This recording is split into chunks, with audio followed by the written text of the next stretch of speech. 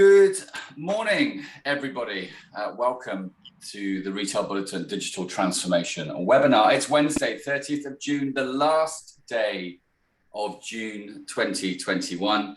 And what a Wednesday, whether you're a football fan or not, it's pretty hard not to be bewitched by the news that England have broken the spell of Germany and beat them for the first time, I think, in several decades, and are on their way to Rome to face Ukraine. I'm not a football fan at all, and I've always been a bit bemused by it all, but I can see how the country needed this boost and how it makes people feel good. So welcome, and I hope you're all feeling good on the back of last night. You might hear a whining noise behind me. That's my dog, Scamp, who suddenly decided that she wants me to throw this dinosaur for her. So let's do that right now. Dinosaur gone, and hopefully Scamp will be happy for a few minutes. We have got a brilliant lineup today. We've got 5 sessions actually today, so perhaps join us for the whole day. If you do, we'll give you a sticker to say I've been to all 5 webinars at the end of it. Yeah, you're very welcome. This is our opening cozy fireside session with 2 brilliant panelists who I'm going to get to introduce themselves in just a moment. As always at the TRB, we love you to get involved. So somewhere on your screen, depending on what device you're using, there will be a Q&A button. We'd love you to use it. I promise you, as the moderator of this session, that any question that you ask will be answered. But yeah, we'll be spending the next half an hour or so with these 2 brilliant people on screen with me, and I'm going to ask them to introduce themselves right now. Gracia, good morning. Tell us about you. Hi, good morning, Darren and Steve. So I am currently working as a non-executive director and also as a chair for a variety of businesses. My background is very much digital. I used to work for Topman to head up their digital department. Hobbs, I was the CEO of an online-only business. And recently in the last 3 to 4 years, I have fallen into, as they call, portfolio career, which means that I'm being a non-executive or a chair or both. And I must admit, I have never been happier. I feel that what I'm doing now is exactly what I have been working very hard for in the last 25, 30 years. To get to this place where I feel like I can really make a difference by being effective and focused and really going to the problems a business might have, instead of just having to spin a lot of plates and very often not feeling that I am actually doing everything I can be doing. So yeah, I'm in a good place, and so I work at the moment for Stitched. I'll talk about Stitch a little bit later, and also PetMate, which is being rebranded as Closer Pets. And I will use them as examples of some of the things that we'll talk about later. Awesome. Well, thank you so much. And I'm looking forward to having some of those insights added to our conversation this morning. So welcome and thanks for being with us. Steve, good morning. And Steve, can I just quickly say thank you to you and Experian for sponsoring today's events as well. Much appreciated. Tell us about you.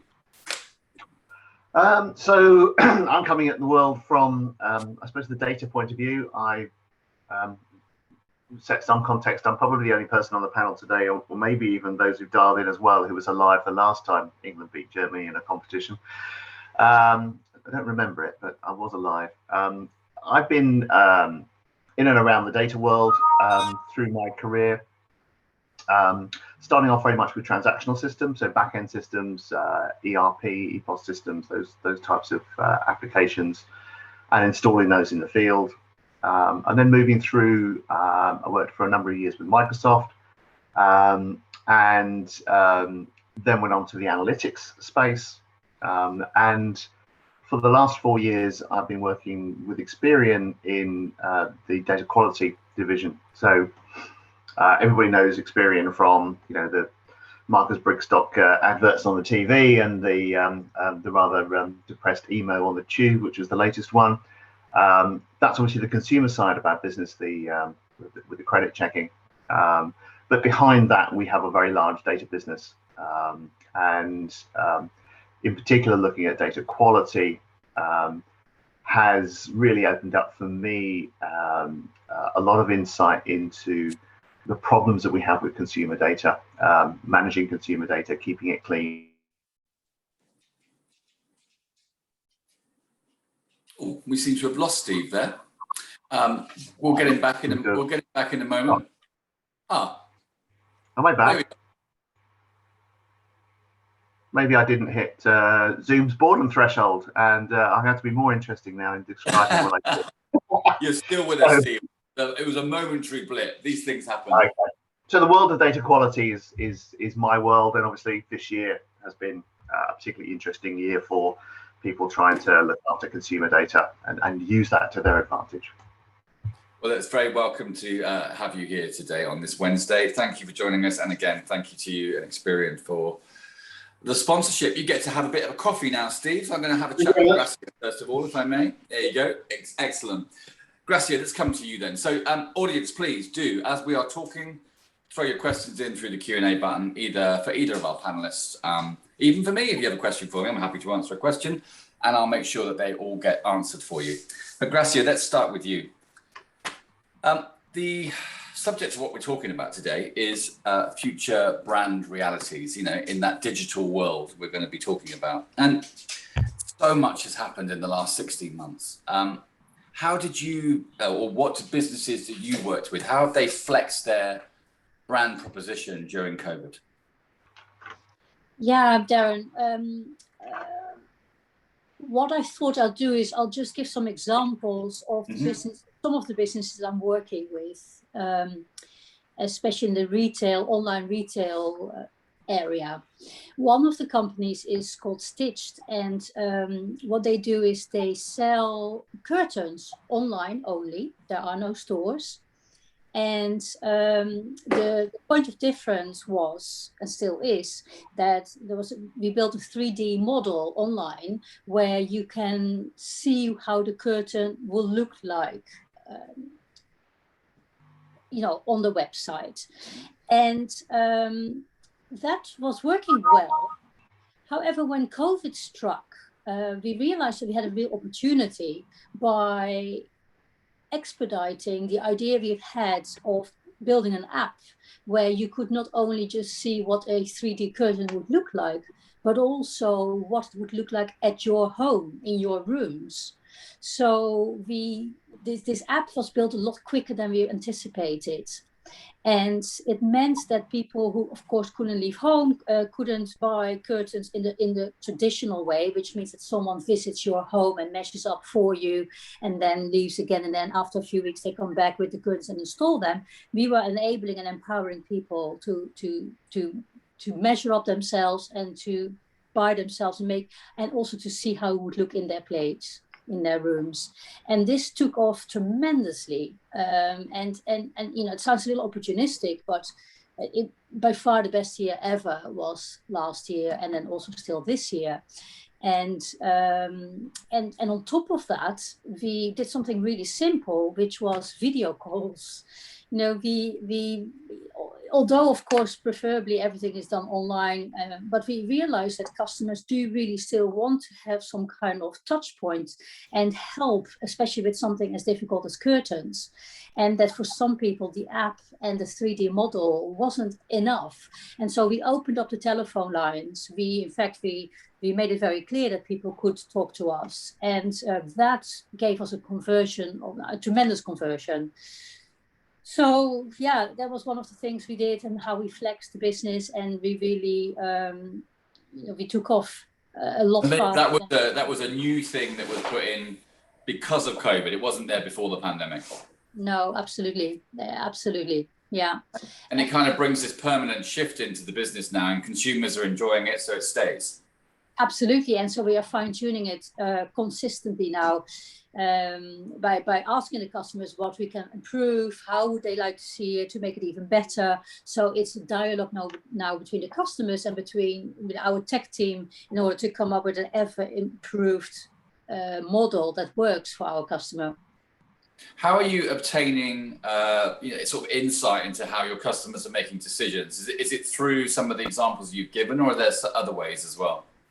Yeah, it's definitely the very old-fashioned way. At times, like we have a very not we don't have a big team on the phones, but we have a very, very good customer services team who are on the phones as well when needed. And we find that when they speak to customers, we convert incredibly well. But what we also did from very early on, and this is something that I find incredibly important, and I'm sure every other business, Steve, you would completely back this, I'm sure, is the importance of a CRM system, of ERP system, so enterprise resource planning, how important it is to have those systems in place to really understand what your customers are doing, and then also having in the right places so that you then can communicate the right message to the right people, and not doing it just on your notebook, your little black book, and then sending out emails. It just doesn't work like that. You will not be able to build a business if you have to do it that way. So even if your business is still small, I really firmly believe that you need to have the right ERP system in place, and the power of CRM, I can't underestimate it. It's essential to be talking to your customers with the right message at the right time. And that CRM piece is often something that's got so wrong in some businesses, isn't it? It's just not segmented. It's just blanket communication, and you end up just annoying customers out of it as well. That's so true. That's absolutely right. And in fact, I don't see many companies that do it well. But when they do it well, it's enjoyable and it's effective, and it doesn't have to be very complicated either. But it is important to understand what your customers are doing and where they go next, and then tune into that journey with the right message at the right time. And of course, things like abandoned baskets. So that's old news now, but it's still effective. But there are other messages at different times that people would be sensitive to. And we have been doing more and more of that, and with great effect. Is there anything that's not working? When you're looking at brand awareness overall, have you identified anything that hasn't been working, and you're going to stop doing it?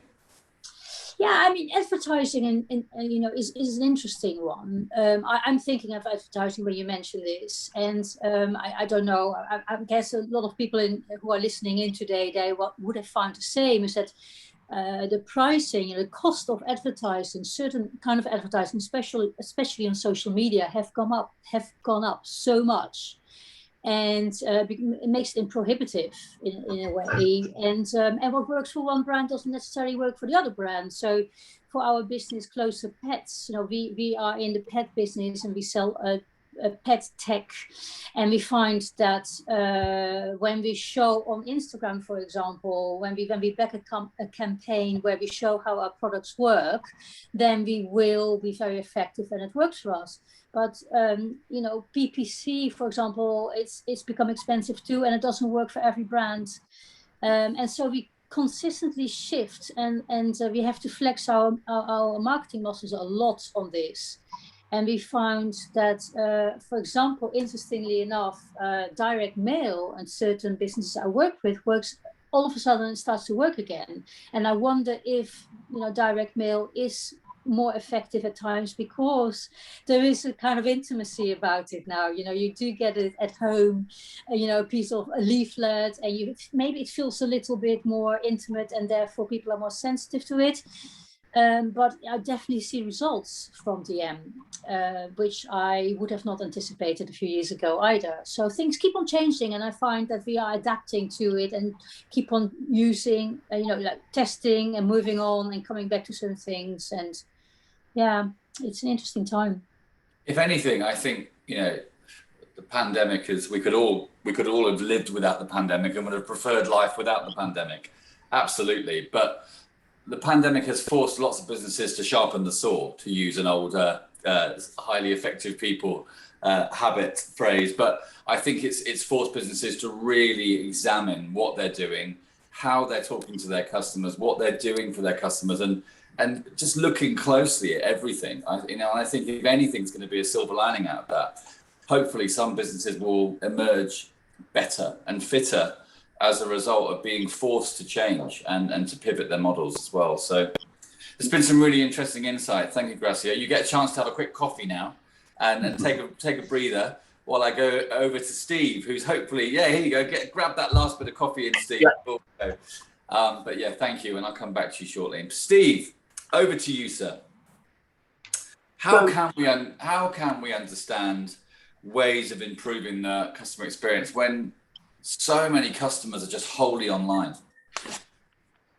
Yeah, so this has been obviously a huge issue for retailers, and one of the things that we do at Experian every year is we do a very large, rather old-fashioned survey where we ask hundreds of people hundreds of questions, and business people across the world, and indeed if you've dialed in today, thank you very much for dialing in. You'll get a copy of this report. It's about 700 different execs answered this year, and one of the things that we saw very, very strongly in this year, because this year is an extraordinary year, right? This is COVID year, was something like 75% of people said that the behavior of consumers was massively changed, and their ability to be agile and to adapt to that change was seriously threatened.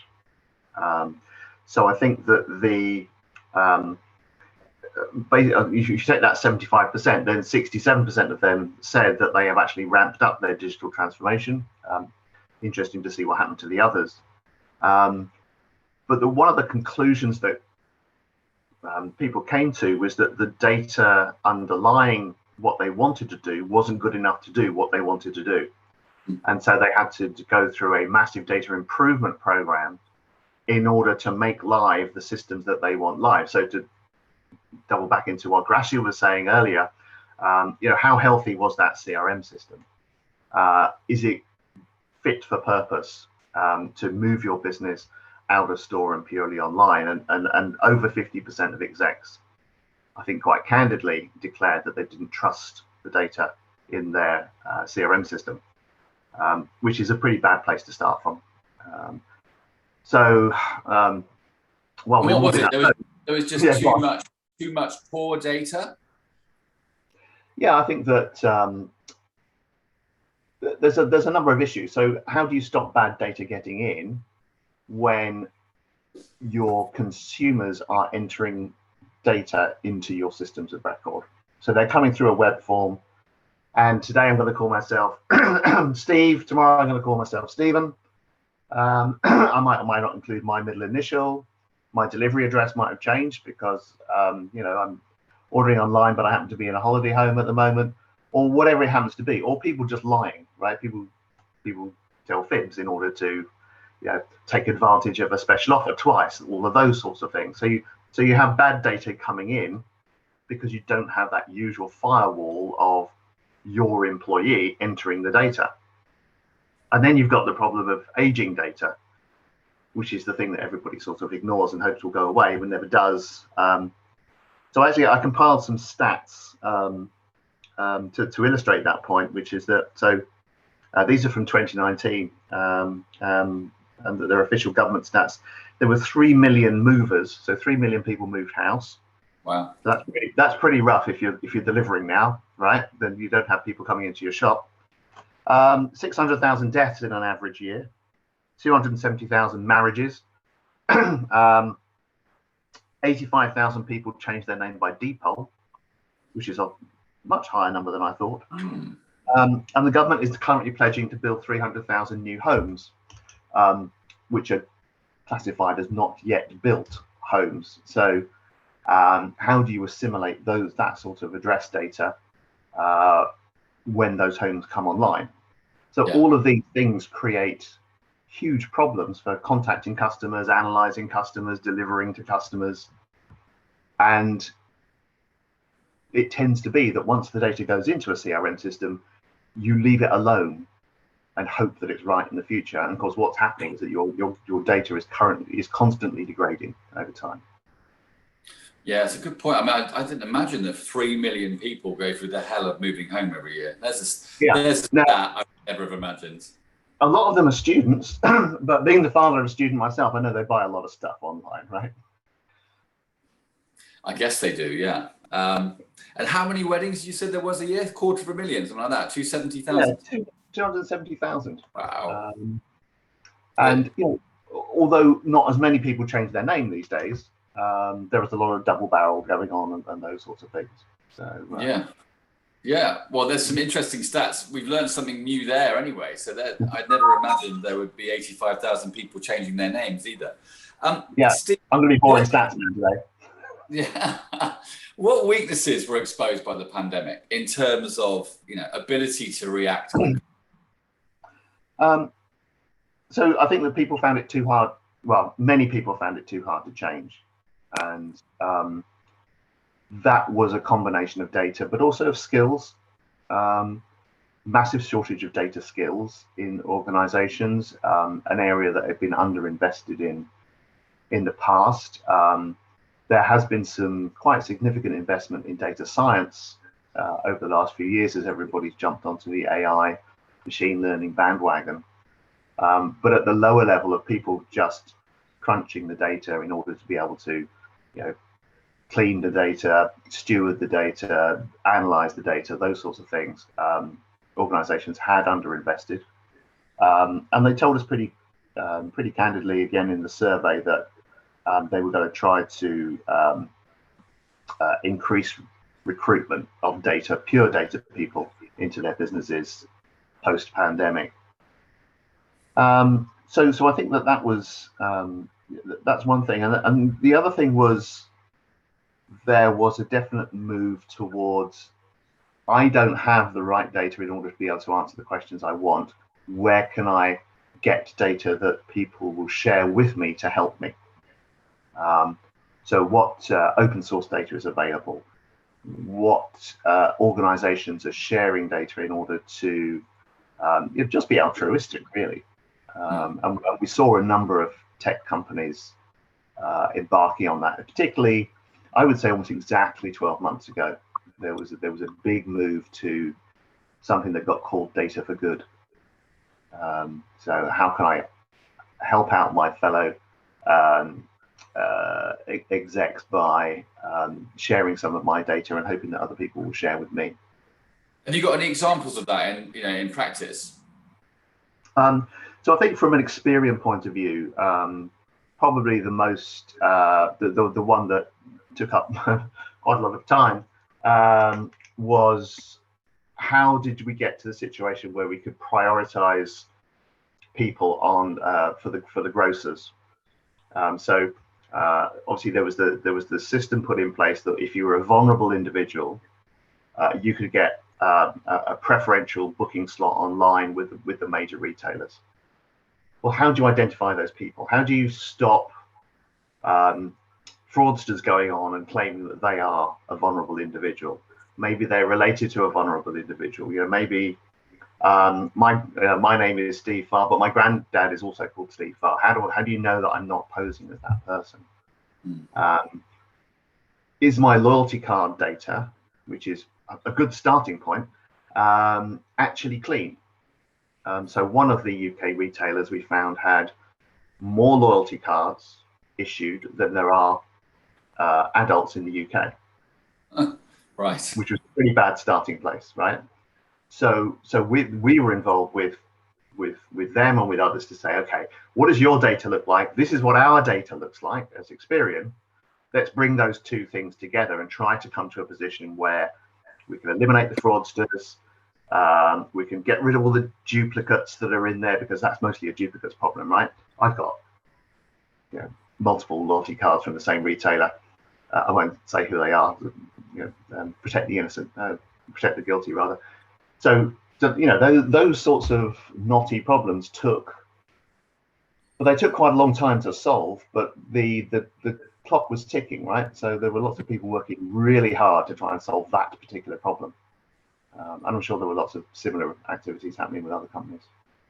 When I was chatting to Gracia earlier, I was saying that lots of businesses have been forced to sharpen the saw and to change the way that they've worked. Do you think that some of those valuable lessons learned that have happened over the last 18 months will stick? You would hope so, and there are passages in the research where people say, we're not going to get caught like this again. We're going to be on a different planning assumption where, we're going to say that we expect there to be a major sort of exogenous shock like a pandemic every 2 years or something like that. But of course, business and life gets in the way. And I think that we saw this in 2008, 2009 with the credit crisis, where there was a lot of talk about we will never let this happen again. We will tighten, we will improve our supply chains, we will improve the ability for small businesses to get credit. We won't see so many bankruptcies, etc., because of one financial institution failing or 2 or 3 financial institutions failing a foreign country. Those things can never happen again. I don't think, I don't think moving on 10 years or 12 years, we're really in that situation. So I think it's going to be really interesting to see whether data for good and that ability to be agile, that sharpening of the sword, once again start fading away as we go back into normality. As Douglas Adams said, if you've decided what normality is yet. Yeah. Well, yeah, there was lots of banding around of that phrase, new normal, last year, wasn't there? Oh, yes. Anyone really knew what it meant. It's gone away, hasn't it? Didn't that go away quickly? Yeah, it has gone away. Yeah, it did rather fast. And I'm actually quite pleased it did. It became quite grey-y in the end, actually. So, yeah. Gracia, what's your thought on this subject around, learning lessons from the past? What's your view? Are you similar to Steve? Do you think we learn, but then we forget easily again in sort of a decade on? Or do you think there'll be some lessons that stick around? Yeah, I was thinking about something similar, and it's not so much about learning. It's more about being tuned into what's happening in the world, and therefore with people, and therefore your customers, and what I'm thinking of in particular is, of course, retail, because that's what I'm really plugged into. And I remember very well working at Arcadia for 5 years when I was heading up Topman then, online. And we had conversations about multi-channel, of course, and online was very new then, and the stores were all great and fantastic, and we kept on opening stores left, right, and center. But there was a friction between the two, online and offline, and maybe I didn't communicate it clearly enough, possibly, but it was very difficult to influence the store strategy and to try to highlight the fact that possibly the shift would carry on being more and more online. And somehow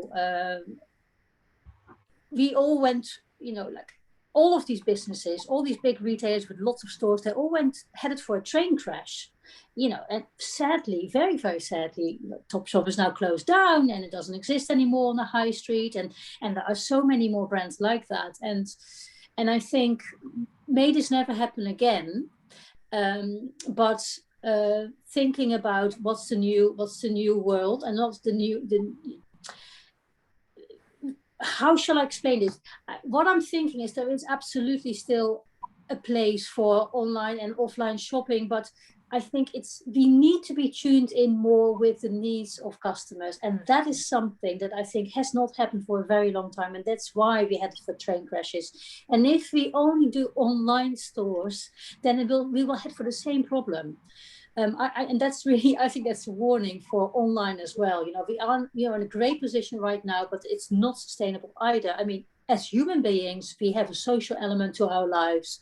We need some interactions, and it's going to be, if I look at myself as a customer, there will be times when I want to go to a store.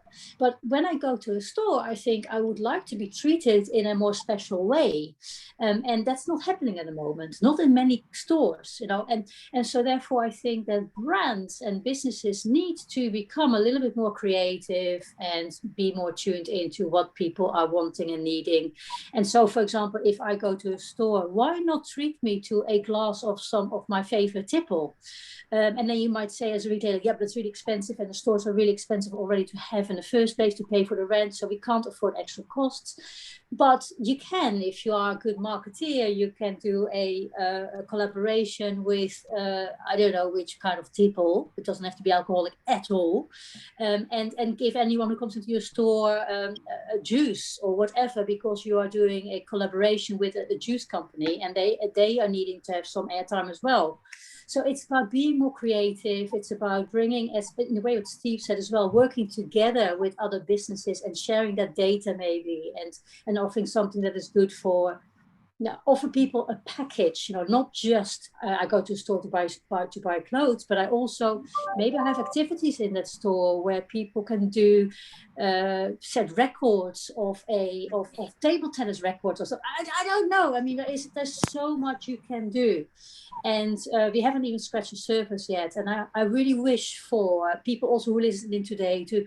That we all open our minds and to become more creative marketeers, using the data very much so important, but also listening to customers and to listen to ourselves and to open our minds to make things a lot more enjoyable and plug into the world. Yeah. I couldn't agree more with that. That's it's about experience, isn't it? And we talk about online experiences and in-store experiences, and people used to say, "Oh, marketing's all about don't find customers for products, find products for customers." And I think in retail, it's moving on to let's find experiences for customers. Make me want to come. I think it's a really interesting one, Gracia, that you mentioned as well. That in-store experience. It's definitely, I think, deteriorated as a result of the pandemic. And I understand the massive pressures that retailers are under, but it feels like they've really cut back on the floor. So one of the first things they've done is just chop labor down as hard as they can. And that's just ultimately the experience suffers. I've got a great example from yesterday. I'm going to pick on Boots, and I love Boots. I've been shopping with Boots since I was a kid, basically. It's one of those heritage high street brands. But I was in Boots Marble Arch yesterday, big 2-floor Boots store. Just picked up a couple of items, could not find anyone to serve me. They haven't got any self-service tills in there. So literally, I scoured the ground floor sales floor for a member of staff and couldn't find anyone.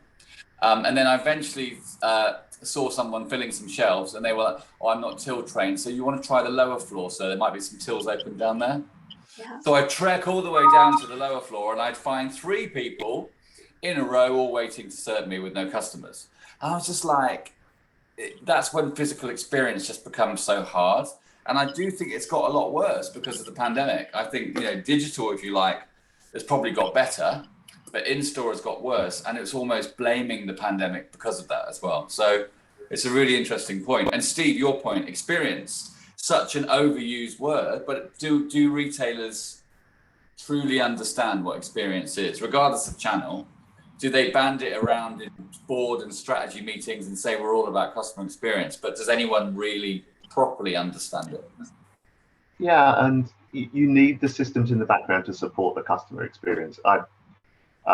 So I am a very loyal customer of a particular grocer, and we used to shop every week there. We now shop every week online with them, and we put up with the fact that they still continue to make the same mistake over and over again, which is that we're a vegetarian household, and for the last 10 years or so there hasn't been a meat product in the basket, and they still keep sending us offers for 10% off fresh meat.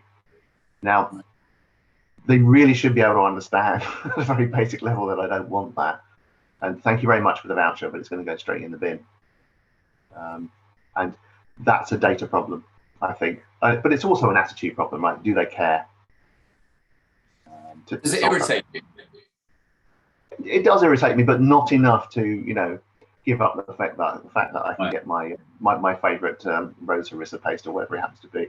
Yeah, because that's the risk, though, isn't it? Like eventually you get to a point where they'll hack me off, right? And I'll go. Yeah, I remember at the beginning of the pandemic, I was getting tons of emails from companies I hadn't heard of for ages, all telling me how much they care about me and to stay safe.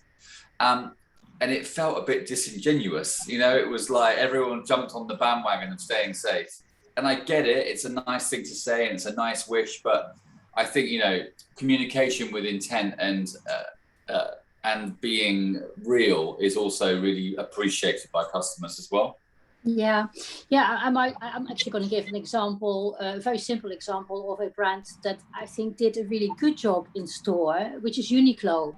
In the pandemic, you know, big stores, of course, they were hammering money. I mean, but they made sure, and they still do. They have people at the door. They greet you. They make sure that you clean your hands. They wish you a nice experience. And when you come to pay, to your point, Darren, it's so interesting because it's so easy. You know, you just walk to one of those bins, you throw your clothes in there, and then just recognize what's in there. And you just pay. It's fantastic. Right. Yeah, so easy. It's so easy that it's, you know, I come home and I tell my partner about it because I said you should go too. You know, you'd love it. You know, it's great. So and that is also based on staying safe. You know, it's like, you know, no one is touching anything. You know, you can walk in and out without speaking to anyone if you don't want to, but you can if you want to, and you will stay safe. It's wonderful. And so it's great to see some really good examples as well. That's a really good example, actually. And Karen from the Retail Bulletin team just said she's off to Uniqlo now on the back of that example.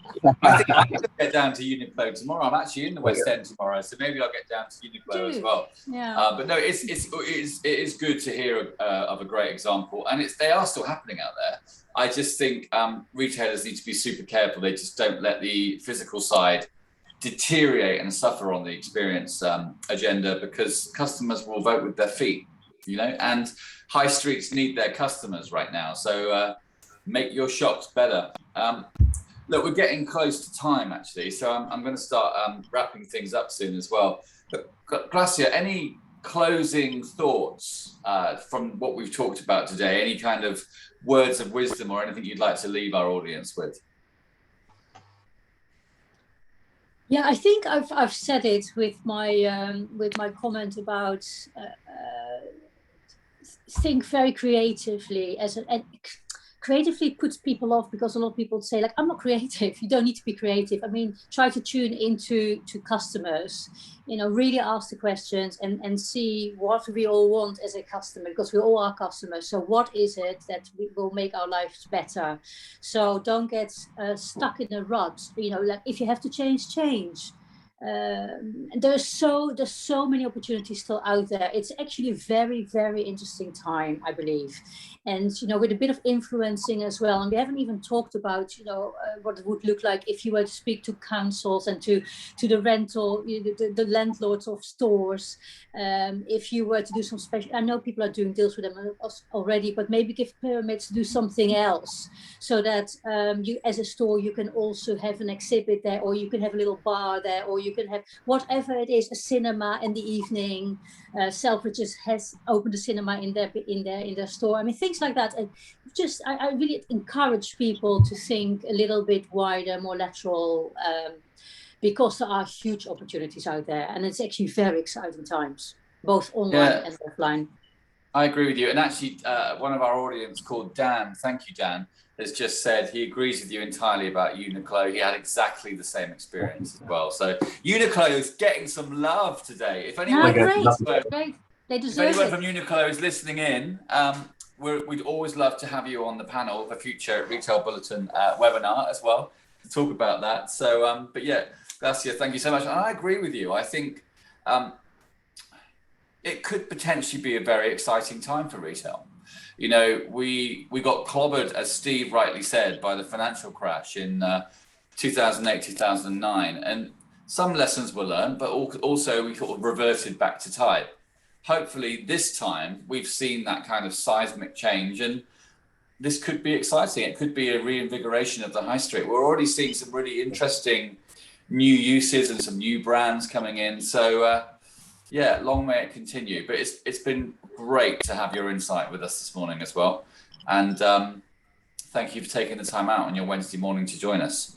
Steve, closing words, sir. Words of wisdom for our audience. By the way, our audience has stayed with us. So Gracia and Steve held their interest. So well done. Thank you. Thank you. Closing words, Steve. Well, very briefly, I think all those lessons about agility and the changing high street, the changing online experience. My message would be, if you want to get that to work, sort out the back end, sort out your data, because that's the thing that held people back during this massive change. And this is the reason we weren't able to react faster than we could have done. So, the world is changing at an ever increasing rate. And so whether it's lots of small changes or one big change like we've had in the last 2 years, your ability to be agile, I think, will be a crucial aspect. Absolutely. That agility message has come out loud and clear in some of the insights that you've shared with us this morning, Steve, as well. Thank you also for giving up your time on a Wednesday morning and joining us. And again, thank you to Experian for its sponsorship of the event today as well. That's how 40 minutes whizzes by on a Wednesday morning. If you are so inclined, we'd love you to come back and see us again at 11 o'clock this morning. We have a panel of 4 joining me to talk about technology innovations and really enhancing the online experience. So that's coming up live at 11 o'clock this morning. But you've got time for a coffee break now. And lastly, just want to say thank you again to Gracia and to Steve for being superlative panelists to kick off the 5 events today. Thank you both. Thank you to our audience for sticking with us. And we'll see you back here at 11 o'clock. Enjoy the rest of your Wednesday. Thank you. Thanks. Have a good day. Thanks, everybody. Good luck And with you. the rest Bye-bye. of the